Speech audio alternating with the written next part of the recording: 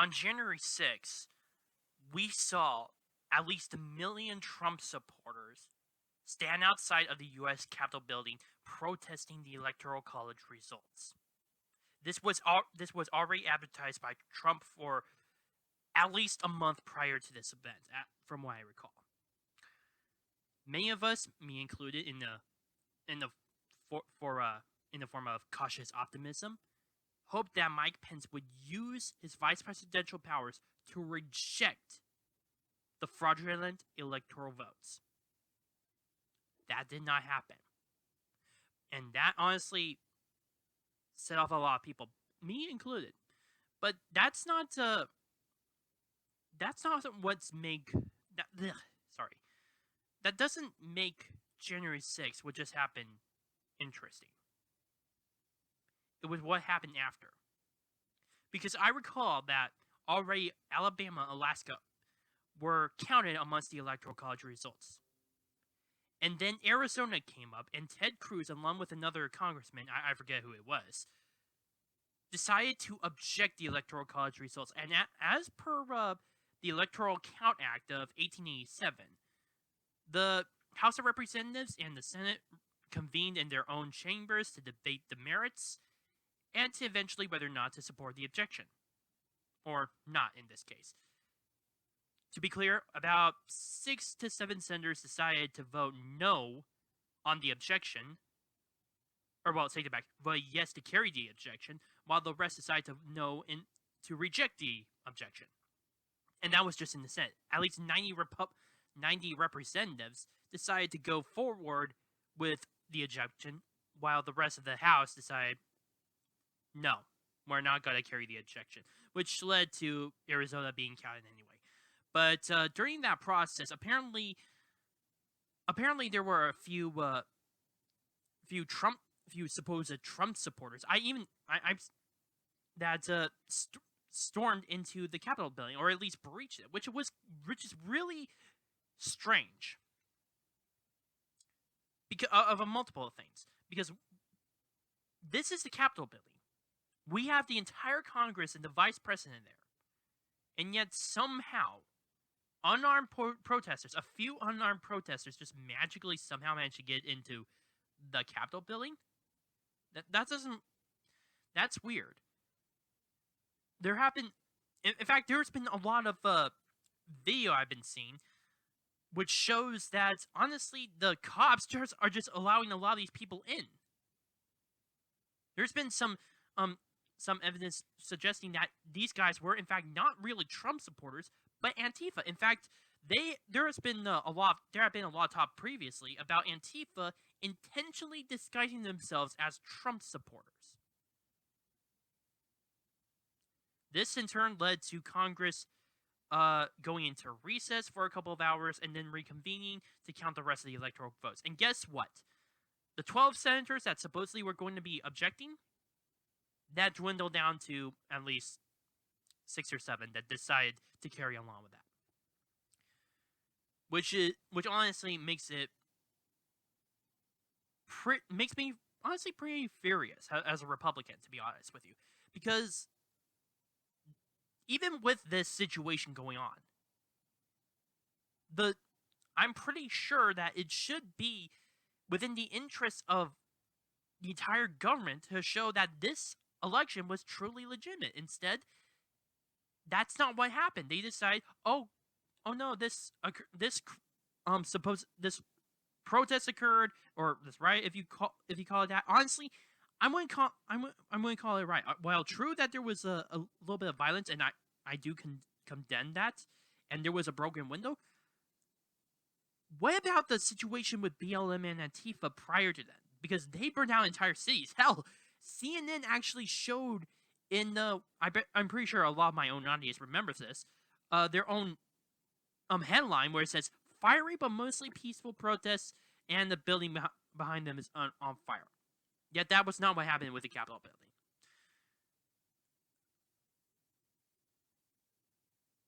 This honestly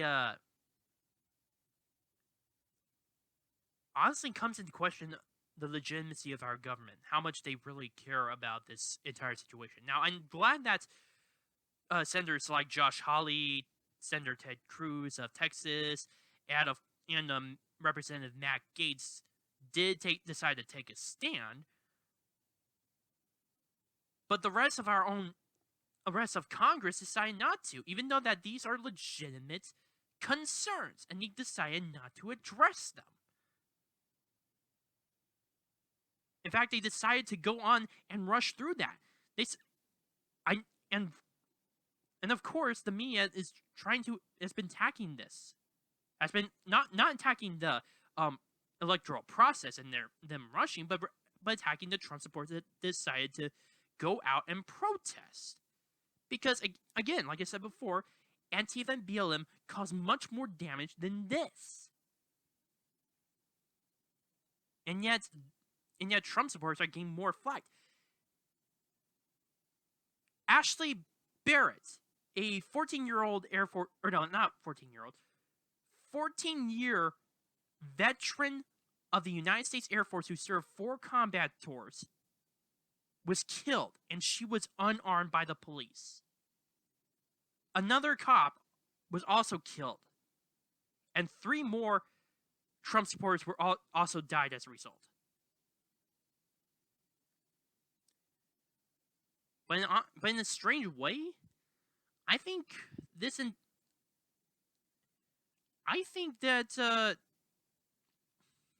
it's weird how to put it in words. I believe that this protest actually did more.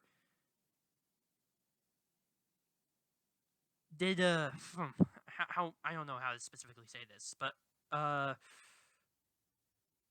did more to show how much Congress does not really care, how much it doesn't really seem legitimate. While the optics does not supposedly look good,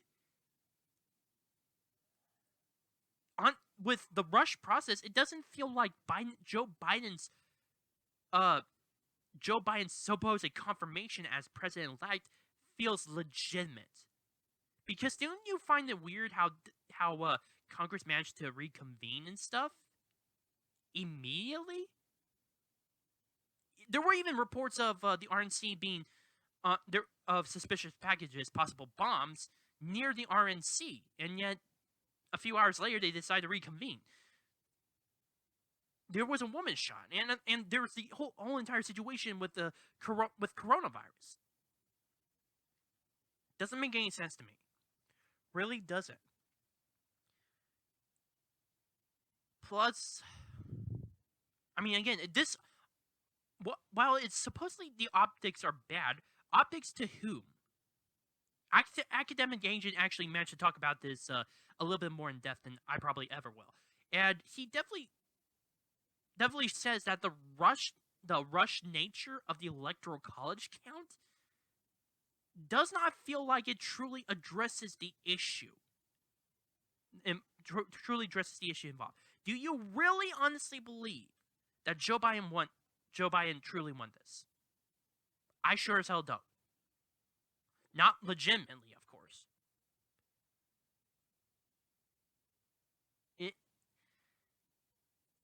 Plus, let's not forget what's been happening so far in the last 24 hours. Not the last 24 hours, the last 48 hours.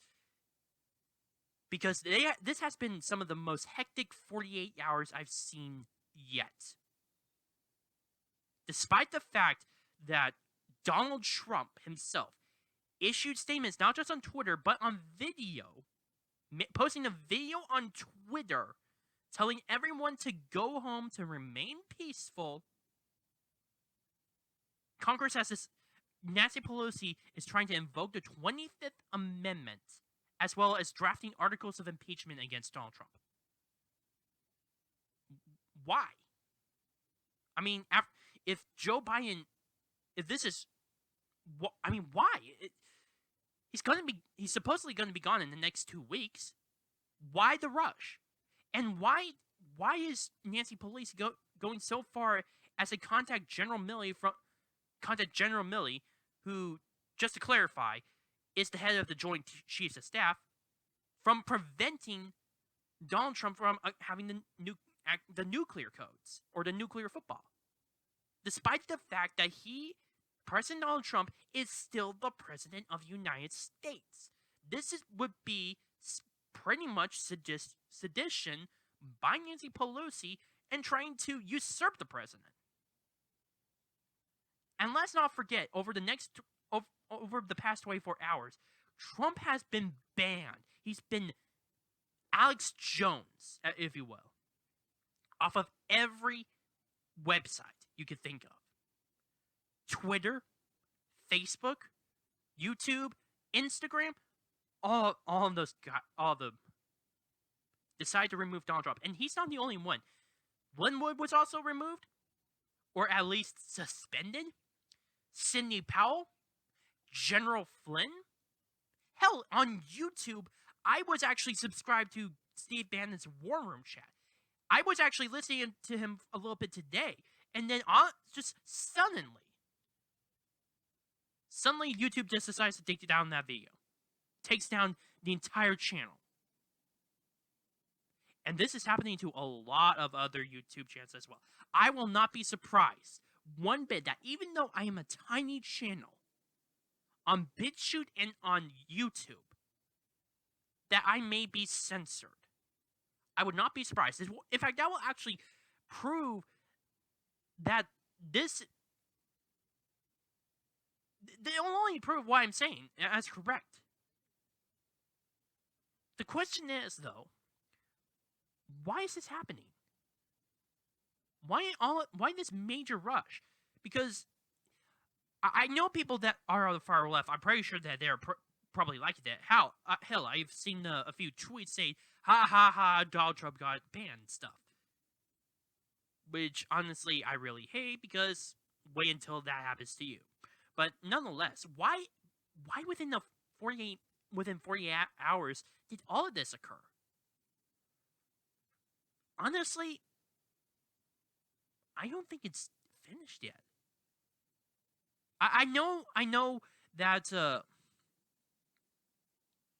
that a lot of people are going to say that January 6th has officially been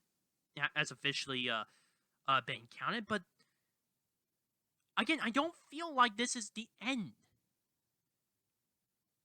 because apparently Trump hasn't really conceded. While he did say on Twitter, where he was active for a brief time, that there will be a new administration, that could that could be many different things. One, Joe Biden becomes the new president of the United States. Or two, this is going to be a transition from a first-term Trump administration to a second-term Trump administration. In fact, he actually mentioned that it was an awesome time as president in my first term. Why would he put it down there? Plus, there has been reports of Air Force One actually going down to Texas. What's going on? This is my personal prediction, because I also listened to X22 report. If you guys want to check it out, go ahead. I know that his channel has been banned on YouTube, but there's a place called Blah Blah Prog Podcast that's actually what's called, where you can actually look at his YouTube videos, or you can look at the Bob Rumbler. But there's been a lot of talk, especially within an article of the FCC, mentioning that even though that President Trump is banned, these websites still have the required duty of the emergency broadcast system to put that out there. Why is that? Why all of this? Because I think that there's going to be more happening this upcoming week or two. Hell, by the time you listen to this video, by the time I actually upload it, which it will be on Saturday, I'm recording on Monday, Friday, by the way, the 8th of January, of course.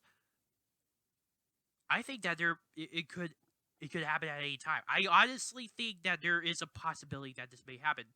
Possibility of the military getting involved, because there's been a lot of talk everywhere about this. I think it should be important to mention about what happened with Italy, what people are calling Itallygate, where there was already a signed affidavit from one of the workers in a intelligence business. I believe it was. I forget what it was called. I think it was Leonardo. That basically said that he and the rest of this organization, this entire business agency, decided to use satellites to switch votes from Trump to Biden. I think that there's going to be more that's going to be happening. I honestly 100% do think that's going to be the case. And right now, all that's been happening, at least from official sources with Nancy Pelosi, Chuck Schumer, and of course with Twitter, Instagram, yada, yada, yada. If you look into that, and if you also look into a little bit X22 report, and a lot of this other stuff, you would think this is actually a sign of panic, is it not? I think it is. That's just my own personal opinion. I will not know for sure until at least within a week or two, maybe even earlier. But I know one thing is for sure. The last supposed 2 weeks of Trump's first term are going to be very interesting. And I'm pretty sure that this ride isn't over yet. My name is Noah Meehan of the Arc Truth.